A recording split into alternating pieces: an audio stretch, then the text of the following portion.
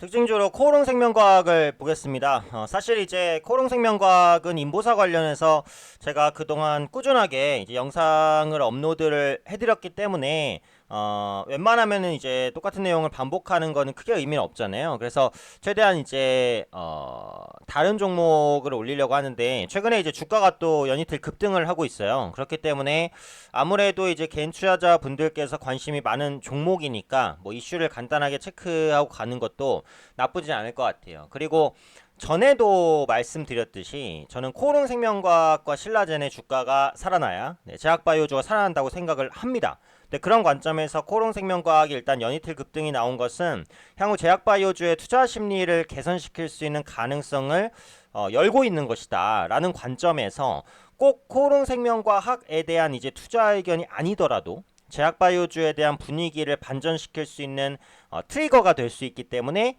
좀 중요하다라고 생각은 하고 있어요. 일단 연이틀 급등한 이슈를 보시면은 아시겠지만 이 부분이죠. 코오롱생명과학의 그 인보사의 안전성 문제가 없다라는 겁니다. 그렇죠? 연구 결과 소식이 나왔어요. 조금 더 이제 자세한 내용을 보면 22일에 미국의 정형외과 전문의들이 인보사에 대해서 성분이 바뀌었더라도 안정성 및 효능에는 영향이 없다. 안정성 및 효능에는 영향이 없다는 내용의 논문을 발표한 거예요. 논문. 네. 그래서 최근까지 이제 인보사에 대한 리스크가 확대되고 또 인보사 투여 환자가 사망했다라는 이슈까지 나오면서 인보사에 대한 그 안정성에 대한 신뢰가 거의 땅 끝까지 떨어진 상황에서 어떻게 보면 이런 내용들을 정면으로 반박하는 논문이 나왔다라는 거에 대해서 일단은 시장의 기대감을 좀 표출하고 있죠. 단점에서 이제 어제 상한가 이후에 오늘 추가적인 상승을 시도를 하고 있는데 미국의 이제 자바드 파비지 박사 그리고 존스 호킨대 정형외과 부교수를 지냈던 마이클 몬트 박사 등이 발표했다는 거예요. 그래서 무릎 골관절염에 대한 새로운 세포 기반 유전자 요법의 안정성과 효능이라는 논문이 미국 정형외과 학술지에 실렸습니다.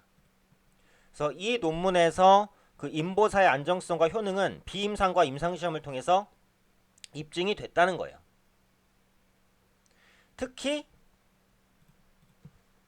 10년 이상의 임상 데이터를 통해 종양 원성 등 안전성을 의심할 만한 증거가 없다라는 내용을 밝혔어요.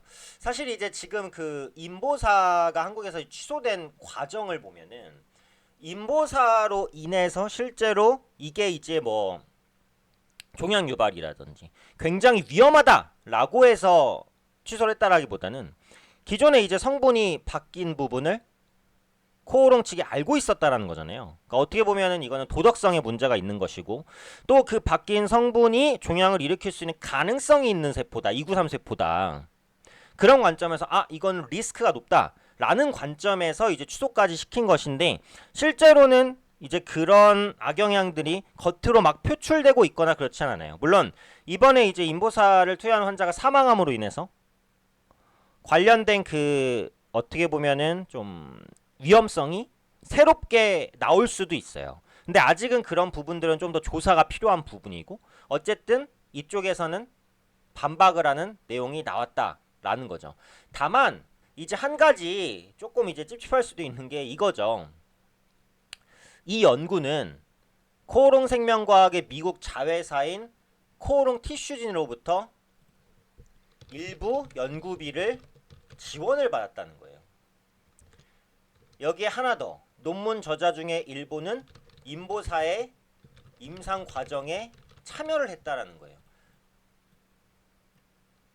그래서 사실은 이제 인보사 임상에 참여했다라는 것보단 일부 연구비를 지원받았다라는 쪽을 봤을 때 이게 이제 어떻게 보면은 약간의 이제 객관성을 떨어뜨릴 수 있는 그런 요인으로 작용할 수 있다라는 거예요. 그래서 이런 부분에 대한 약간의 좀 찜찜함 그리고 기존에 이제 코오롱 생명과학이랑 코오롱 티슈진이 신뢰를 잃어버렸기 때문에 근데 이런 부분들이 좀 복합적으로 반영이 되면서 이번 연구 결과를 또 100% 신뢰할 수는 없다.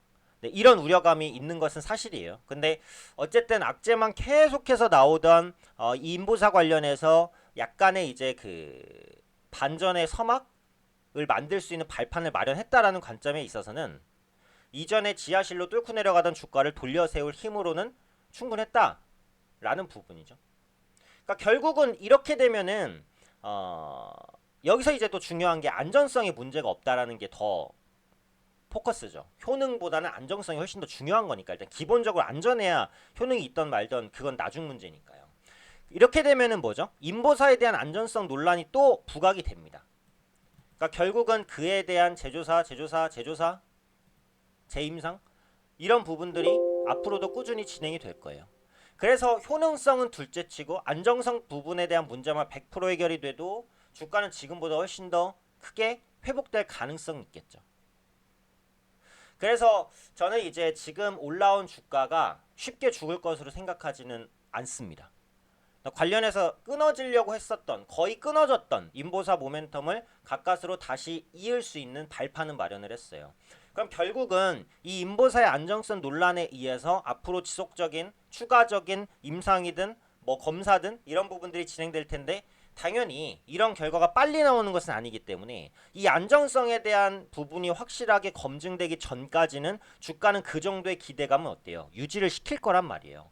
그래서 특별하게 여기서 지금 시장에 노출되지 않았던 이슈가 나오지 않는 이상은 지금 반등하고 있는 주가가 갑자기 또 크게 꺾일 것으로 생각되지는 않아요. 그렇다면 여기서 시사하는 바는 제가 말씀드렸듯이 저는 코오롱생명과학과 그리고 신라젠 이 두 종목의 주가가 일단 반등을 해줘야 제약바이오주의 분위기가 살아난다라고 생각을 합니다. 근데 신라젠도 보시면 최근에 약간씩 살아나고 코오롱생명과학도 일단 이슈가 나오긴 했지만 어쨌든 반등을 하는 모습이에요. 그러면 제약바이오주의 투자심리 개선 가능성도 생각을 해볼 수 있다는 거죠. 물론 지금까지 이제 제약바이오주가 반등할 만하면 뭐 악재가 나오고 할 만하면 악재가 나오고 이게 너무 많이 반복됐기 때문에 시장 참여자들도 이제는 진짜 제약바이오주를 신뢰하지 못하는 상황까지 갔어요. 근데 사실은 이제 주가의 바닥이라는 것은 언제나 그렇습니다. 이제는 이제 이 종목이 확실히 바닥이구나 라고 모두가 인지했을 때 그땐 늦어요. 그렇죠? 의심 속에서 주가는 바닥을 찍고 반등을 하는 게 맞긴 맞거든요. 그러니까 100% 확신을 하고 들어갈 수는 없는 거거든요. 100% 확신을 할 수 있는 순간이라고 생각한 순간 이미 주가는 많이 올랐으니까요. 그래서 일단 다음 주 초 정도까지는 제약바이오주의 흐름을 조금만 더 눈여겨보시다가 코오롱생명과학, 신라젠 그리고 제약바이오 업종이 시장을 상회하는 모습을 보이면 그때는 이제 제약바이오주 내에서 낙폭과대주 중에서 좀 성장 기대감이나 실적이 있는 종목을 선별적으로 볼 수 있는 시기가 오지 않을까. 그러니까 아직까지도 제가 볼 때는 이제 제약바이오주 아주 불안하긴 해요. 워낙에 이제 뭔가에 대한 그런 악재들 혹은 투자자들이 배신을 느낄 만한 그런 이슈들이 많이 나왔으니까. 하지만 분위기 전환에 대한 가능성은 일단 좀 열었다는 거죠.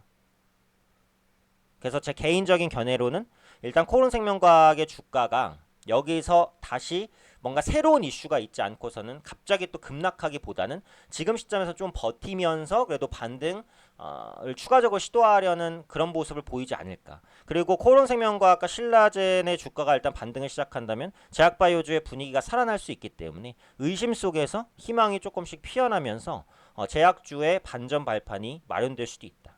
이 정도의 견해예요. 때문에 지금 당장 뭐 제약바이오주를 매수하자 이런 말은 아니지만 다음 주까지 추가적인 흐름을 조금 보고 저가 매수를 한번 염두할 수 있는 그런 시기를 좀 잡는 타이밍이 오지 않을까라고 생각을 합니다. 그래서 전반적인 견해니까 앞으로 이제 인보사 관련된 추가 이슈가 또 많이 나오겠죠. 그래서 그런 이슈들을 좀 체크를 하시면서 코오롱생명과학과 기타 다른 제약바이오주에 대한 흐름을 같이 한번 좀 체크를 해보시면 좋지 않을까 말씀드리겠습니다.